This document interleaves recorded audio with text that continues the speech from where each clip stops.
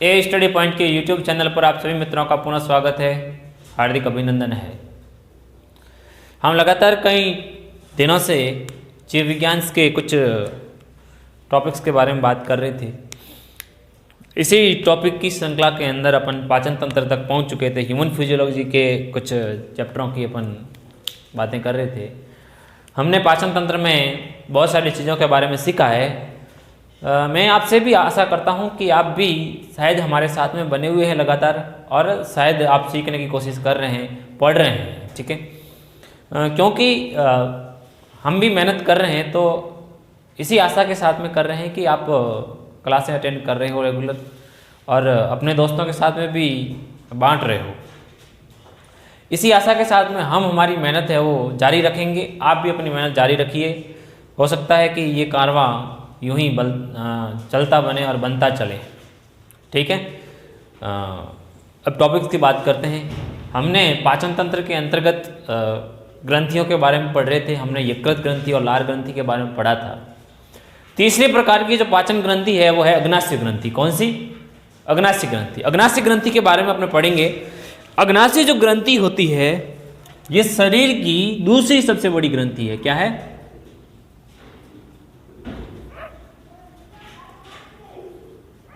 अग्नाशय ग्रंथि।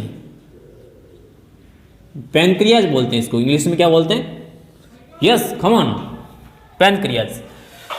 हमने कहा कि पैनक्रियाज शरीर की सबसे दूसरी बड़ी ग्रंथि है। ये बहिस्त्रावी की तरह कार्य करती है और अंतस्त्रावी की तरह भी कार्य करती है। इसका मतलब ये हुआ कि ये मिश्रित प्रकार की ग्रंथि है। क्या है?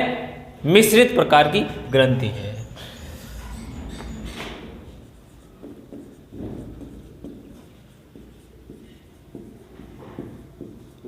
दूसरी सबसे, अब पहली कौन सी है? यकृत ग्रंथि।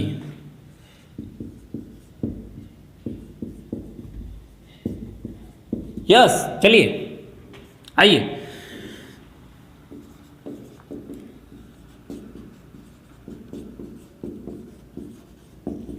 मिश्रित प्रकार की कैसे सर? मिश्रित ग्रंथि कैसे सर?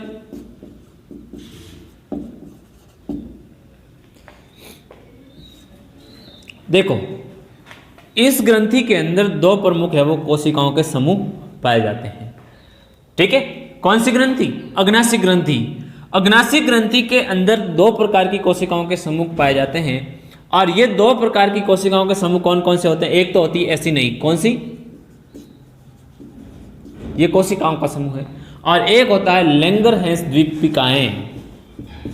लैंगरहैंस द्वीप समूह या द्वीपिकाएं, कुछ भी बोल सकते हो आप। लैंगरहैंस द्वीपिकाएं, ये जो ऐसी नहीं होती है, ये बहिस्त्रावी की तरह कार्य करती है। मैं यहां पर लिख सकता हूं,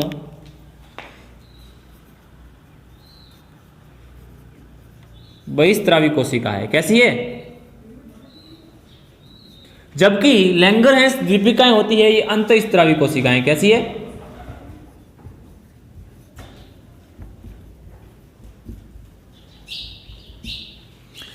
ये बहिस्त्रावी ऐसी नई कोशिका होती है, मुख्य रूप से अग्नाशयी रस का है वो निर्माण करती है। अग्नाशयी रस का स्त्रवण करती है।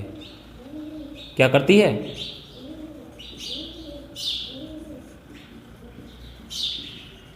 रस का स्त्रवण करती है। जबकि लैंगरहैंस द्वीपिकाओं के अंदर तीन प्रकार की और कोशिकाओं का समूह पाए जाते हैं। तीन प्रकार की और कोशिकाएं पाई जाती है। कौन कौन सी? देखते हैं। इसके अंदर तीन प्रकार की कोशिकाएं पाई जाती है। पहली होती है अल्फा सेल या अल्फा कोशिका, दूसरी होती है बीटा कोशिका, और तीसरी होती है गामा कोशिका।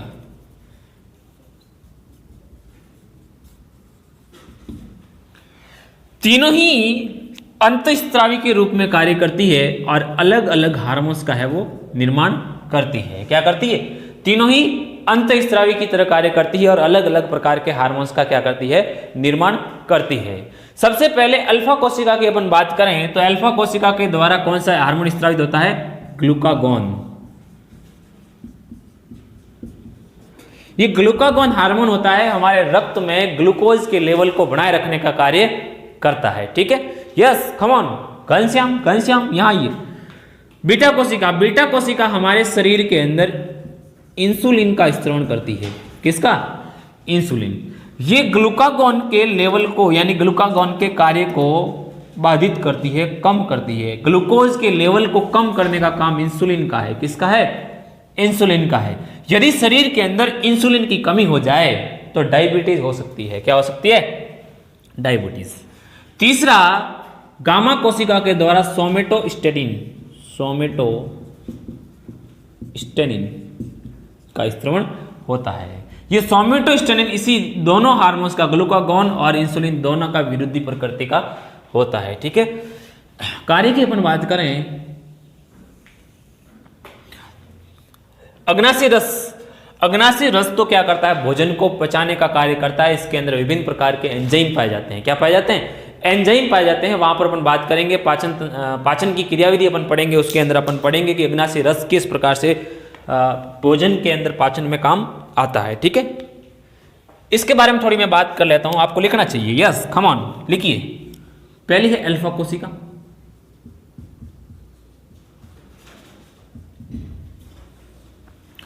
अल्फा कोशिका के अंदर हम लिख सकते हैं यह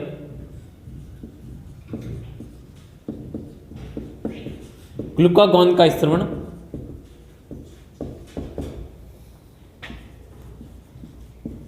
करती है। लिख सकते हैं ग्लूकागॉन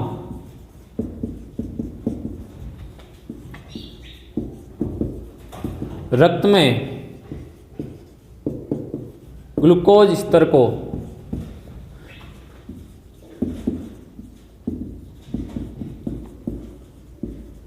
बनाए रखने का कार्य करता है। ठीक है, दूसरी कोशिका जो है अपनी, कौन सी है? बीटा कोशिका, बीटा सेल। बीटा कोशिका क्या करती है? यह इंसुलिन का स्त्राव करती है।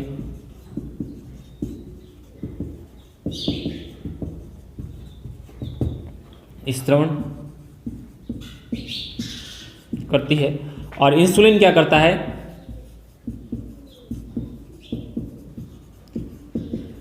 रक्त में ग्लूकोज स्तर को नियंत्रित करता है।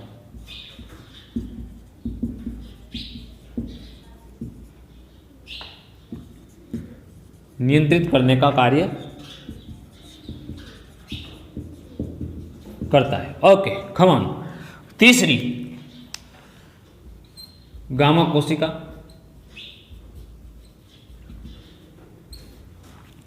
गामा कोशिका का कार्य है सोमेटोस्टेटिन का स्त्राव करना।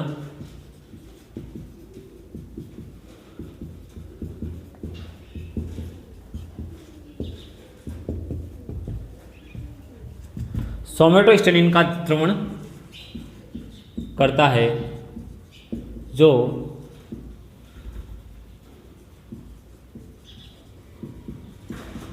ग्लूकागॉन व इंसुलिन दोनों का विरोधी प्रकृति का हार्मोन है। इंसुलिन को कहता है एक बार कि भाई तेरे काम को मैं कम कर दूंगा, एक बार ग्लूकागॉन को कहता है कि भाई तेरा काम मैं नहीं चलने दूंगा। आपस में विरोध करता है इसका। ठीक है, ओके। तो आपको दो चीज आपको ध्यान रखनी है। एक चीज की मिश्रित प्रकार की ग्रंथि एक ऐसी नई कोशिका होती है बहिस्रावी की तरह कार्य करती है, और दूसरी लैंगरहैंस द्वीपिकाएं होती है जो अंतःस्रावी ग्रंथि की तरह कार्य करती है। इसका मतलब यह हुआ कि यह मिश्रित प्रकार की ग्रंथि है। क्या है? मिश्रित प्रकार की ग्रंथि है। ठीक है, इनका कार्य बहुत जगह पूछा जाता है। खमॉन खमॉन खमॉन, इनका जो काम है बहुत जगह पूछा जाता है। इनको है वो आप है वो दिमाग में रखना। ये तो अपन पढ़ेंगे, ये भी पढ़ेंगे। ठीक है, ओके। चलिए से इसको कॉपी कर लीजिए, मैं इसको मिटा रहा हूं। यस, खमॉन।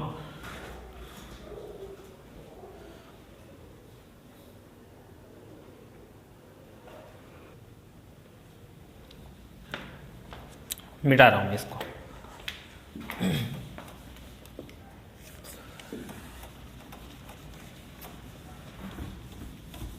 अब है, ये तो इन ग्रंथियों के बारे में बात हो गई। अब हम बात करेंगे भोजन के पाचन की क्रियाविधि के बारे में, किस प्रकार से अलग अलग अंगों के अंदर पाचन की और अवशोषण की क्रियाविधि संपन्न होती है, उसके बारे में अपन बात करेंगे। ठीक है, तो हेडिंग लगाइए भोजन का पाचन या पाचन की क्रियाविधि।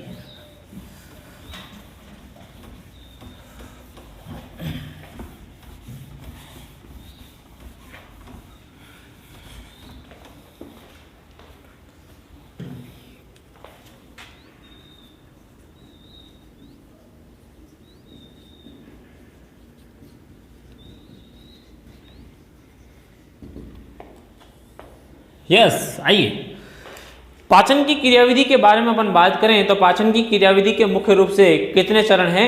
5 चरण हैं। कितने? मुख्य रूप से 5 चरण पाए जाते हैं। कौन कौन से? सबसे पहले भोजन को किया जाता है अंतर्ग्रहण। क्या किया जाता है? मुख गुहा के अंदर लिया जाता है, इसको बोलते हैं अंतर्ग्रहण, अंतर्ग्रहण या अंतःग्रहण, जो भी है। ठीक है, अंतःग्रहण के बाद में भोजन का पाचन शुरू हो जाता है। क्या हो जाता है?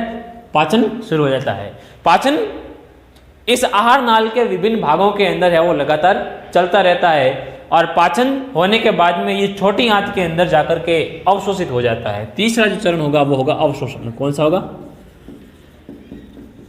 अवशोषण होकर के ये कहाँ चला जाएगा? रक्त में चला जाएगा, ऊतकों के अंदर चला जाएगा और ऊतकों के अंदर जाकर के इसका होता है स्वांगीकरण। क्या होता है? यानी कि ये टूटता है, स्वांगीकरण होता है और स्वांगीकरण होकर के टूटता है। टूटने के बाद में ऊर्जा प्राप्त होती है एटीपी के रूप में। ठीक है, और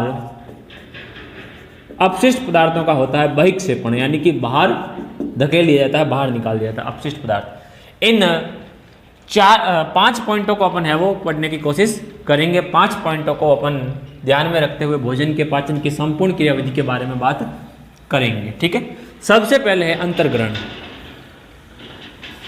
सबसे पहला है अंतर। भोजन को आप क्या करते हो? बोलस बनाते हो और बोलस बनाने की प्रक्रिया ही अंतर्ग्रहण कहलाती है। मतलब कि बाहर से आप भोजन को शरीर के अंदर प्रवेश, मुख के अंदर, मुख के द्वारा मुख गुहा में प्रवेश करवाते हो। वहां पर इसको दांतों के द्वारा बहुत अच्छी तरीके से चबाया जाता है और बहुत सारे अपने दोस्त होते हैं बिना चबाई डायरेक्ट फिनिश कर देते हैं मामला। यस, कम ऑन, ऐसा नहीं करना चाहिए आपको। आपको लगातार है वो भोजन को अच्छी तरीके से चबा चबा के फिर है वो आगे जाने देना चाहिए। तो दांतों के द्वारा और जीभ के द्वारा और लार ग्रंथि के द्वारा, तीनों के द्वारा भोजन को अच्छी तरीके से चबा करके बिल्कुल ही पेस्ट फॉर्म में लाया जाता है, बिल्कुल ही छोटा छोटे कणों के अंदर परिवर्तित किया जाता है। ठीक है, तो ये पूरी प्रक्रिया क्या कहलाती है? बोलस निर्माण प्रक्रिया कहलाती है, जिससे अपन को बोलस है वो बनता है। ठीक है, तो आप इसमें लिखते हो कि भोजन को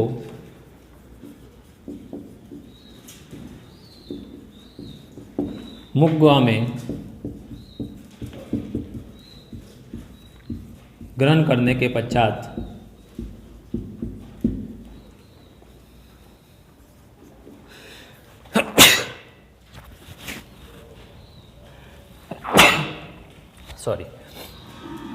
ग्रहण करने के पश्चात दांतों, जीवा व दांतों, जीवा की सहायता से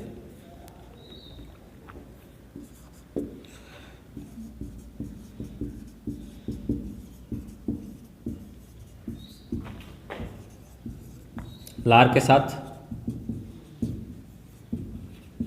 मिलाया जाता है।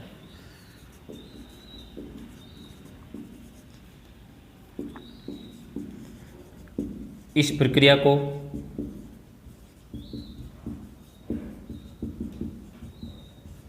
बोलस निर्माण कहते हैं। क्या कहते हैं? बोलस का निर्माण किया जाता है। भोजन को अच्छी तरीके से चबा चबा के इसको मिला करके बोलस का निर्माण किया जाता है। अच्छा, इसके साथ में ही जैसे ही भोजन को चबाने की प्रक्रिया शुरू होती है उसके साथ में ही पाचन की क्रिया विधि है वो स्टार्ट हो जाती है। तो दूसरी जो क्रिया विधि है वो है पाचन। पाचन की क्रिया शुरू हो जाती है। अब यहां पर आपको जानकर के ताज्जुब होगा कि भोजन के पाचन की क्रियाविधि मुख गुहा से शुरू हो जाती है। यस कम ऑन, हमने कहा कि मुख गुहा के अंदर ही भोजन की पाचन की क्रियाविधि शुरू हो जाती है। यस, आइए कैसे। हमने कहा था कि मुख गुहा के अंदर लार ग्रंथि पाई जाती है और लार के साथ में बहुत सारे पाचक एंजाइम है वो स्त्रावित होते हैं। जैसे आपने कहा था कि लार के साथ में टाइलिन स्त्रावित होता है, टाइलिन के अलावा लाइसोजाइम स्त्रावित होता है, लाइसोजाइम के अलावा एमाइलेज स्त्रावित होता है। अल्फा एमाइलेज की अपन ने बात की थी कि नहीं की थी। इस प्रकार से इसमें आपको मैंने कहा था कि जो टाइलिन होता है, ये लाइसोजाइम होता है, ये भोजन के साथ में आने वाले सूक्ष्म जीवों को क्या कर देता है, नष्ट कर देता है।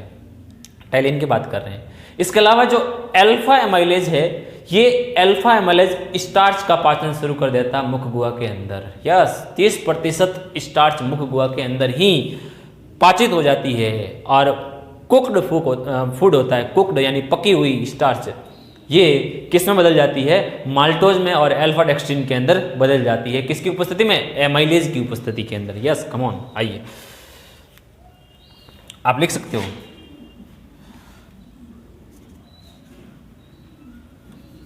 इसके अंदर आपको सबसे पहला लिखना है मुख गुहा में पाचन। मुख गुहा में पाचन कैसे होता है, देखो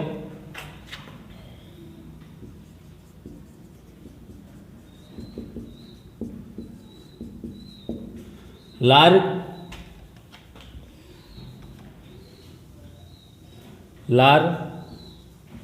के स्त्रवण के साथ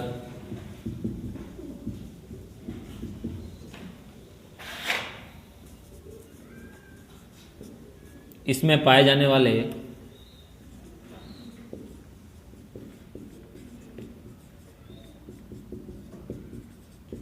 एंजाइमों के साथ पाचन की क्रिया शुरू हो जाती है। ठीक है, तो लार के साथ में जो एंजाइम पाए जाते हैं उसी एंजाइम के प्रभाव में मुख गुहा के अंदर ही पाचन शुरू हो जाता है। ठीक है,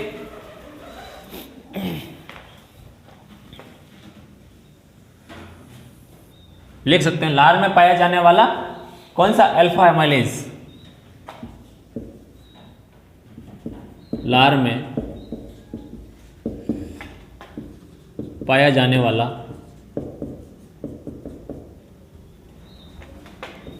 अल्फा एमाइलेज, अल्फा एमाइलेज लिखा हुआ है, स्टार्च का पाचन शुरू कर देता है।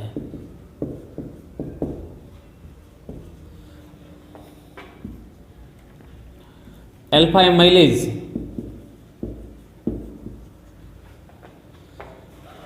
पॉलीसैकेराइड को किस में बदल देता है, ये मोनोसैकेराइड के अंदर बदलने का काम करता है।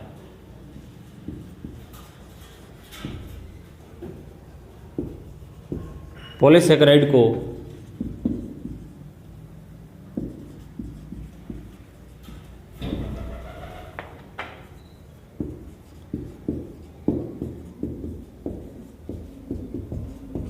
कैसे बदलता है, देखो हमने क्या कहा कि स्टार्च, और ये स्टार्च क्या होती है, स्टार्च होती है पॉलीसैकेराइड। क्या होती है, पॉलीसैकेराइड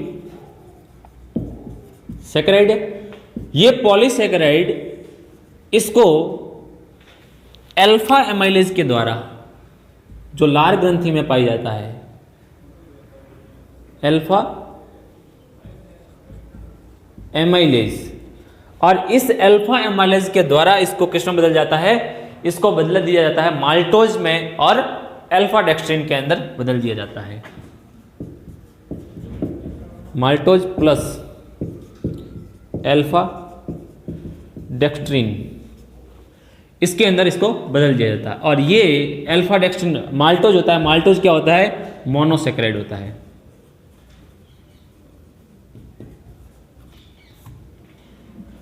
ध्यान देना, ठीक है, मोनोसेक्राइड होता है। तो इस प्रकार से लार ग्रंथि के अंदर जो एमाइलेज होता है वो किसका पाचन शुरू कर देता है? इस स्टार्च का पाचन शुरू कर देता है। 30% स्टार्च है वो क्या हो जाती है? इसी क्रियाविधि के द्वारा, लार ग्रंथि के द्वारा है वो क्या हो जाती है? पाचित हो जाती है। अब है पहली तो प्रक्रिया मुख गुहा में पाचन की हो गई। अब पढ़ते हैं, मैं यहाँ पे पढ़ा देता हूँ आपको, आमाशय के अंदर यह वो भोजन कहाँ चला जाएगा? मुख गुहा से बोलस है वो कहाँ चला जाएगा? आमाशय के अंदर चला जाएगा। और आमाशय के अंदर पाचन की प्रक्रिया होगी। किस प्रकार से आमाशय के अंदर पाचन होता है?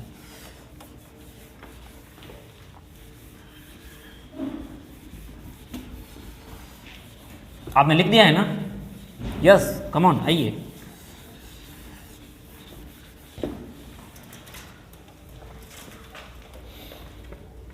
दूसरा जो प्रोसेस है, सेकंड वाला, वो है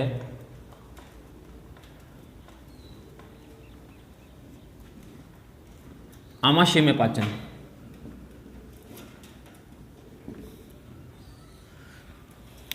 देखो हम क्या करते हैं नॉर्मली, कई बार क्या करते हैं, भोजन को बिना चबाए, कम चबाए, यानी कि भोजन को अच्छी तरीके से चबाते नहीं है और डायरेक्ट ही उसको आमाशय के अंदर डाल देते हैं। तो आमाशय क्या करता है? कर्मानुकुंचन गतियों के द्वारा कर्मानुकुंचन गति करता है लगातार, और उसी गति की वजह से भोजन को बिल्कुल ही महीन कणों के अंदर, सूक्ष्म कणों के अंदर है उसको बदला जाता है, पेस्ट फॉर्म में भोजन को लाया जाता है। इसके अलावा आमाशय के अंदर मैंने कहा था कि ग्रंथियां पाई जाती है, जठर ग्रंथि पाई जाती है मुख्य रूप से आमाशय के अंदर, जो किसका स्त्रवण करती है? HCl का स्त्रवण करती है, श्लेष्मा का स्त्रवण करती है, और इसके अलावा कुछ पेप्सिनोजन का स्त्रवण भी करती है। ये जठरीय ग्रंथियों के बारे में हमने कहा था, ठीक है। तो ये जठरीय ग्रंथियां भोजन को अत्यधिक अम्लीय बना देती है, और अम्लीय HCl के कारण आमाशय की pH लगभग 1 से 1.5 से 2 के आसपास हो जाती। अत्यधिक प्रबल अम्ल है HCl, और उच्च अम्ल के वजह से या प्रबल अम्ल की वजह से भोजन की pH क्या हो जाती है? बहुत ही कम हो जाती, अम्लीय प्रकृति का हो जाता है, और भोजन के साथ आने वाले सूक्ष्म जीवों को क्या किया जाता है? नष्ट कर दिया जाता है, ठीक है। आइए पढ़ते हैं किस प्रकार से होता है। देखो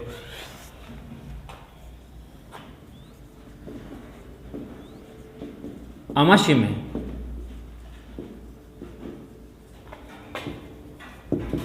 कर्मानुकुंचन गतियों के कारण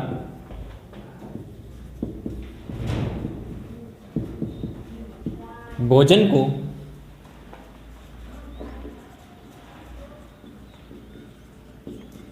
अत्यधिक महीन कणों में परिवर्तित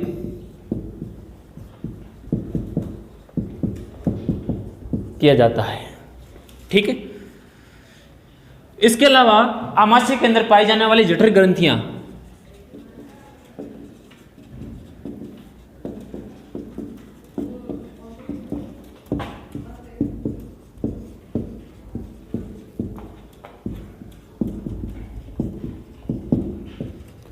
एक तो जठर रस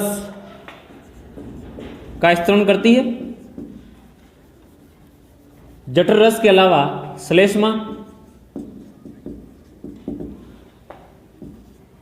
पेप्सिनोजन,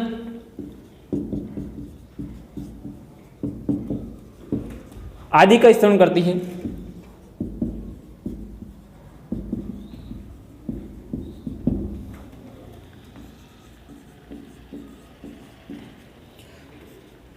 अब देखो जठर रस में मुख्य रूप से क्या पाया जाता है? HCl पाया जाता है। क्या पाया जाता है? जठर रस में उपस्थित HCl भोजन को अत्यधिक अम्लीय बनाकर भोजन को क्या करता है, अत्यधिक अम्लीय बनाकर, यानी कि पीएच लगभग 1 से या 1.5 से 2 के आसपास बनाकर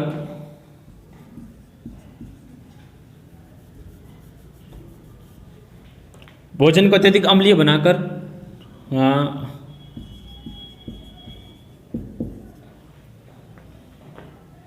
उसको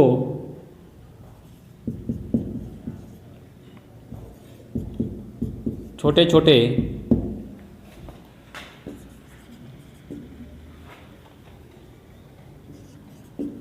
खंडों में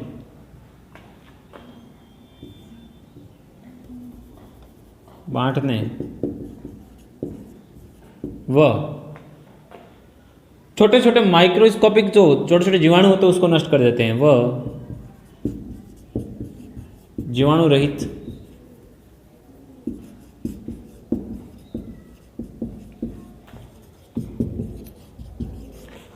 कार्य करता है। ठीक है, HCl क्या करता है, भोजन को अत्यधिक क्या कर देता है, अम्लीय बना देता है। और अम्लीय बनाने के कारण भोजन की पीएच कितनी हो जाती है, 1.5 से 2 के आसपास हो जाती है। इसके अलावा अम्लीय पीएच की वजह से जीवाणु क्या हो जाता है, उसके अंदर भोजन के साथ में आने वाले नष्ट हो जाते हैं और भोजन क्या हो जाता है, छोटे छोटे खंडों के अंदर है वो विभाजित हो जाता है।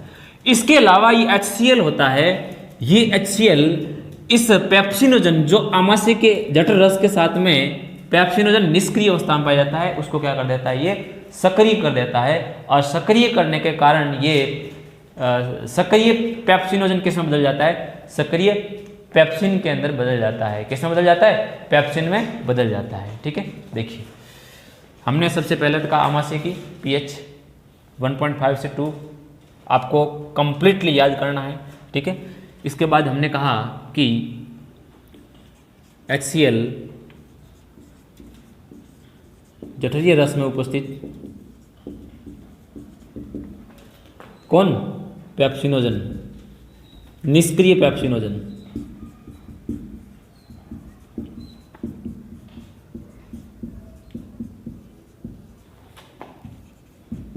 को सक्रिय पेप्सिन में बदल देता है।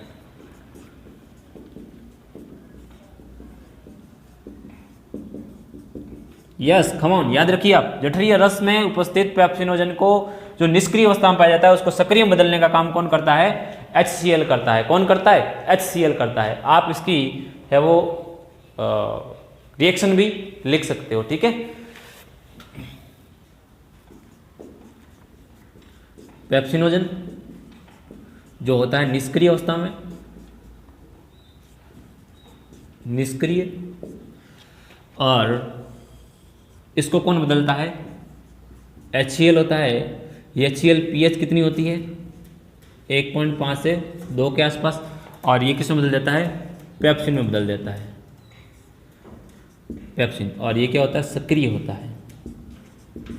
यस कम ऑन, आइए, ये जो पेप्सिन होता है, यही पेप्सिन आमाशय के अंदर प्रोटीन के पाचन का कार्य करता है। यही पेप्सिन आमाशय के अंदर अल्प मात्रा में प्रोटीन के पाचन का कार्य करता है। कम ऑन, मैंने कहा प फॉर पेप्सिन और प फॉर प्रोटीन। प्रोटीन का अल्प मात्रा में आमाशय के अंदर जो पाचन करवाया जाता है वो किसके द्वारा करवाया जाता है, इसी सक्रिय पेप्सिन के द्वारा करवाया जाता है। आपको लिखना चाहिए। यस कम ऑन, लिखिए।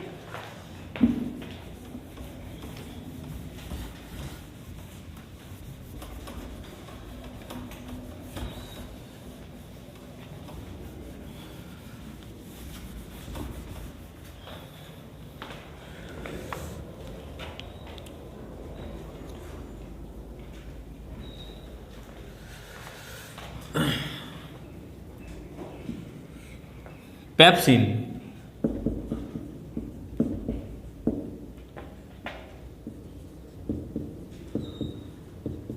आमाशयी प्रोटीन का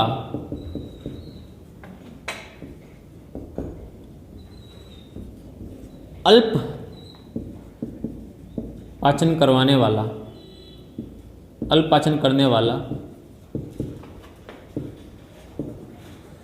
मुख्य एंजाइम है।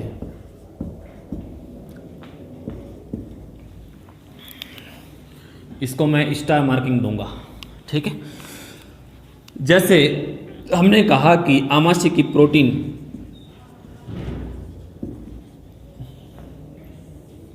इसको प्रोटीन को किस में बदला जाता है, किसके द्वारा, पेप्सिन के द्वारा।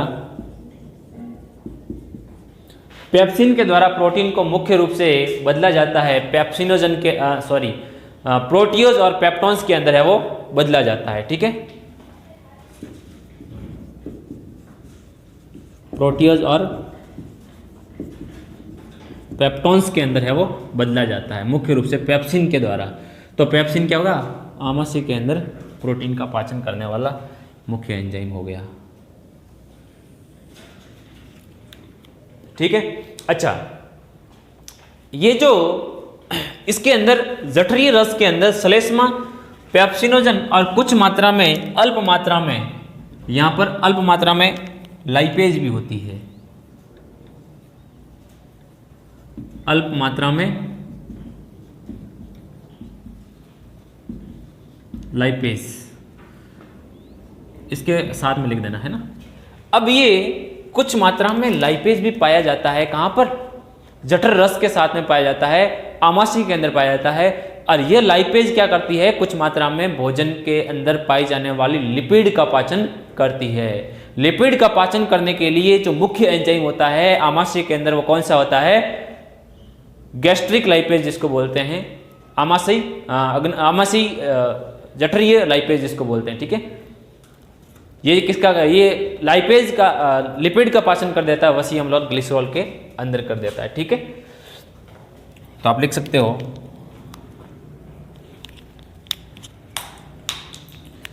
आमाशय में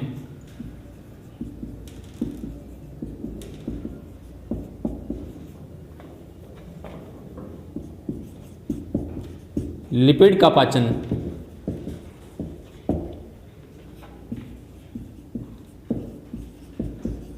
करने वाला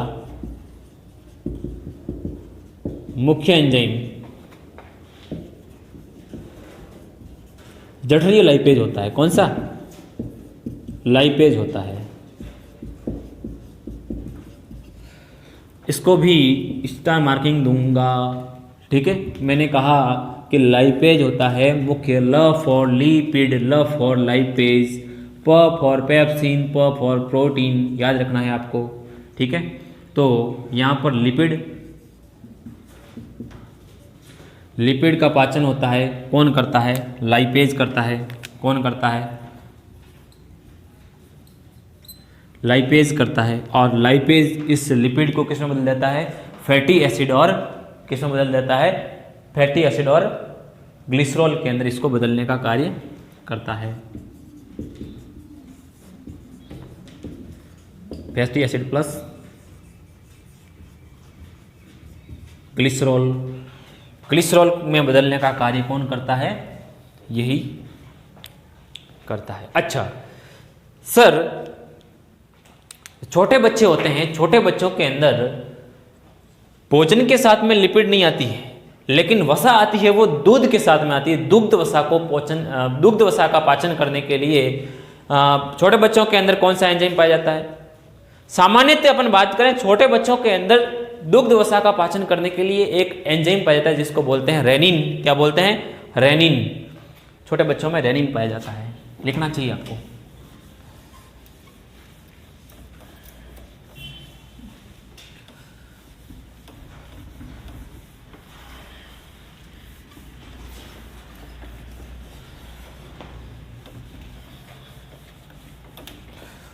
सामान्यतः वसा का पाचन करने के लिए मैं क्या बोल रहा हूं, ध्यान दीजिए, मैं ये बोल रहा हूं कि सामान्यतः लिपिड या वसा, फैट, लिपिड का पाचन करने के लिए, इस लिपिड का पाचन करने के लिए लाइपेज होता है। कौन सा होता है, लाइपेज। लेकिन दूध के अंदर पाई जाने वाली वसा, उसका पाचन करने के लिए कौन होता है, उसके लिए दूध में पाई जाती है। छोटे बच्चों की बात कर रहे हैं, छोटे बच्चे केवल और केवल भोजन के अंदर क्या लेते हैं, दूध लेते हैं। माँ का दूध भी बोलते हैं इसको, या दूध ग्रहण करते हैं। उन दूध को, दूध में कौन सी वसा, दूध का पाचन करने के लिए कौन सी है वो एंजाइम पाया जाता है, रेनिन पाया जाता है। ठीक है, तो नोट डालिए, यस कम ऑन, लिखिए शिशुओं में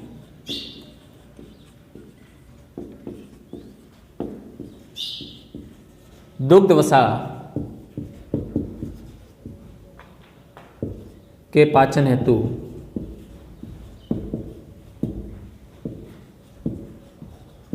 मुख्यतः रेनिन पाया जाता है।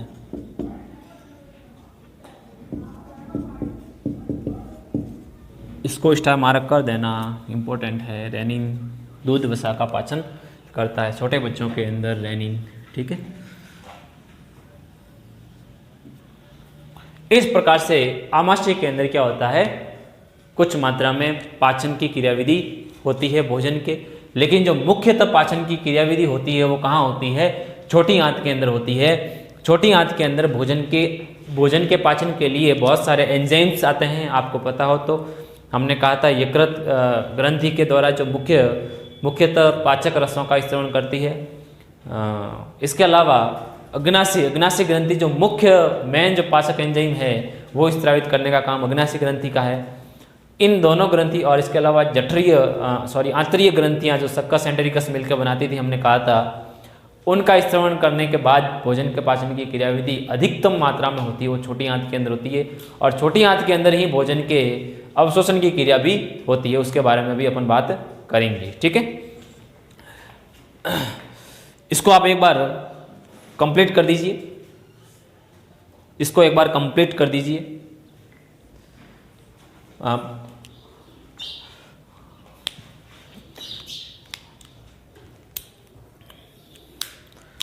साथ साथ में आप पढ़ते रहिए, ध्यान देते रहिए पढ़ाई के बारे में भी। वहाँ पर क्रिया थोड़ी छोटी आंत के अंदर पाचन की क्रियाविधि थोड़ी लंबी है, तो उसको एक क्लास के अंदर कल है वो निपटा देंगे। यहाँ पर अभी पूरा नहीं हो पाएगा, इसलिए कल एक एक्स्ट्रा क्लास लेकर के इसको है वो अपन पूरा कर देंगे कंप्लीट। इससे पहले आप है वो इनको तैयार कीजिए, ठीक है। बहुत बहुत आभार, बहुत बहुत शुक्रिया आपका। ए स्टडी पॉइंट में बने रहिए, हंसते रहिए और मुस्कुराते रहिए। Thank you.